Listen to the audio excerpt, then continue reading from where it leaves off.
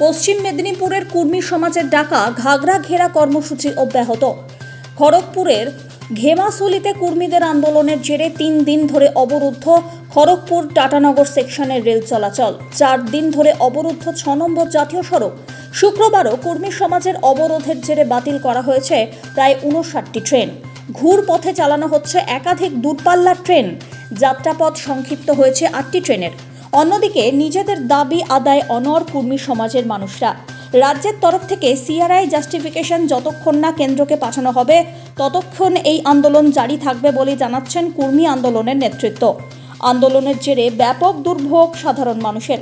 তবে কতদিনে পরিস্থিতি স্বাভাবিক হয় সেটাই এখন দেখার।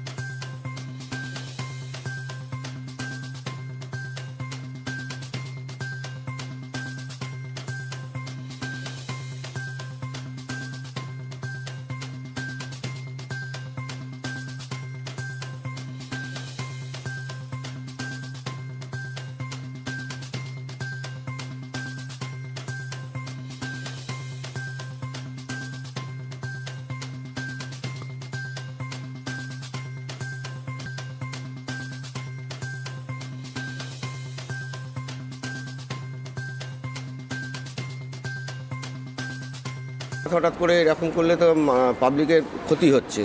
এর জন্যে কিছু একটা ব্যবস্থা করা অবশ্যই দরকার। যে ট্রেনটা হঠাৎ ক্যান্সেল হয়ে গেল, কারোর অসুস্থতার জন্য হসপিটালে যাবে কি কোথাও নার্সিংহোমে যাবে বা কারোর জরুরি দরকার পরীক্ষা দেওয়ার জন্য, কিন্তু এরকম হঠাৎ করে দিলে প্রশাসন কোনো ব্যবস্থাও নিচ্ছে না, সরকারও কোনো ব্যবস্থা নিচ্ছে না। আমরা তো মুশকিলে পড়ে যাচ্ছি।